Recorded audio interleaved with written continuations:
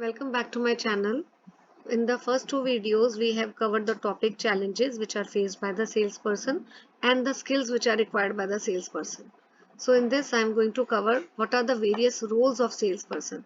ये आप देख सकते हैं बेटा इस वाले डायग्राम में ये रोल्स दिए हुए हैं. तो let's study each one by one. First is revenue generator. Sales person को टारगेट दिए जाते हैं कि उसको सेल्स टारगेट्स को अचीव करना है, इतने यूनिट सेल करने हैं. तो उस प्रोसेस में सेल्स पर्सन तो अपना टारगेट अचीव कर रहा होता है, लेकिन इससे कंपनी को क्या बेनिफिट होता है? कंपनी की सेल्स बढ़ती है, कंपनी का रेवेन्यू बढ़ता है और कंपनी की प्रॉफिटेबिलिटी भी बढ़ती है.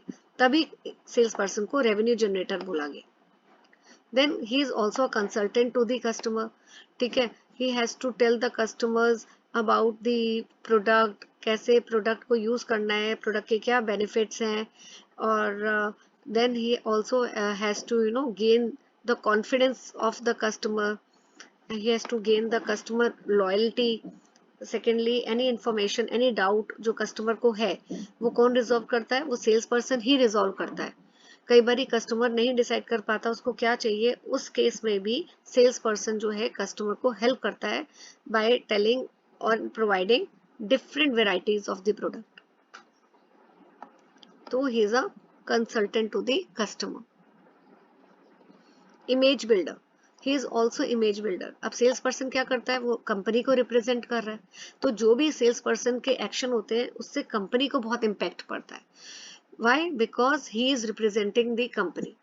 वो the way he deals with the customer, he basically tells what is the policy of the company, what is the mission of the company, what is the vision of the company, क्यों company का product खरीदना better है.